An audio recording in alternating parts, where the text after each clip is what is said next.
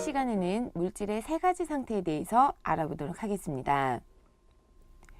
우리 주변에서 볼 수 있는 여러 가지 물질들의 경우는 고체, 액체, 그리고 기체라고 하는 세 가지 상태로 구분을 할 수가 있습니다. 자, 그러면 각각의 상태는 어떤 특징을 가지고 있을까요? 먼저 고체의 경우는요, 흐르는 성질을 가지고 있지 않아요. 그리고 이제 대부분은 단단하며 압력을 가했을 때 모양이나 부피가 변화 없이 일정하게 유지되게 됩니다. 다음 액체의 경우는 고체와 달리 흐르는 성질을 가지고 있습니다. 그리고 담는 용기에 따라서 모양은 달라지게 되는데요. 이때 모양은 달라지지만 부피는 일정하다라고 하는 특징을 가지고 있어요. 자, 그리고 이제 마지막으로 기체의 경우는 대부분 우리 눈에는 보이지 않습니다. 그리고 액체와 마찬가지로 담는 용기에 따라서 모양이 달라지게 되고요. 뿐만 아니라 온도와 압력에 따라서 부피가 쉽게 변하게 됩니다. 자, 그럼 고체, 액체, 기체의 특징이 이렇게 각각 다른 이유는 무엇일까요? 우리 주변에 보일 수 있는 물질의 경우는 입자로 구성되어 있게 되는데요. 이런 입자들의 경우는 물질의 상태에 따라서 배열되어 있는 모습이 서로 다르다라고 이야기를 할 수가 있습니다. 자, 먼저 고체 상태의 입자 배열을 보게 되면 그림에서 보는 것과 같이 매우 입자와 입자 사이의 거리가 가까운 것을 알 수가 있어요. 뿐만 아니라 입자의 배열이 규칙적으로 배열되어 있게 됩니다.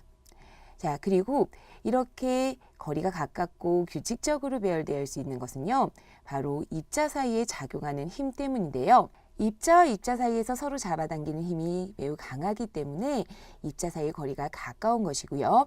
그리고 입자가 활발하게 움직이지는 못하지만 제자리에서 진동 운동을 하고 있는 것이 바로 고체 상태의 특징이다라고 이야기를 할 수가 있어요.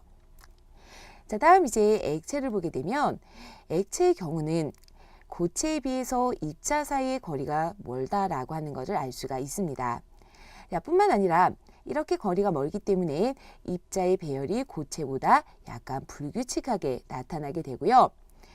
이렇게 불규칙하게 나타날 수 있는 것은 입자 사이에서 서로 잡아당기는 힘이 고체보다 약하기 때문입니다.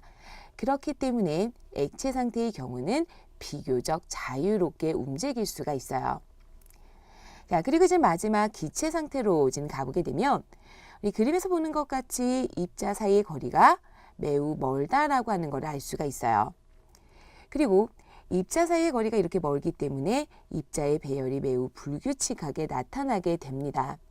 자, 그러면 이렇게 불규칙하다라고 하는 것은 입자 사이에 서로 잡아당기는 힘이 거의 없다라는 것을 알려줄 수가 있을 것이고요.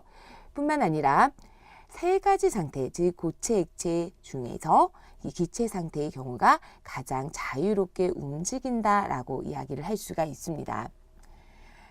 이렇게 물질의 경우는 물질의 상태에 따라서 입자의 배열이 다르고 그리고 입자의 배열이 다르기 때문에 각각의 상태에 따라서 서로 다른 특징이 나타나게 되는 것입니다.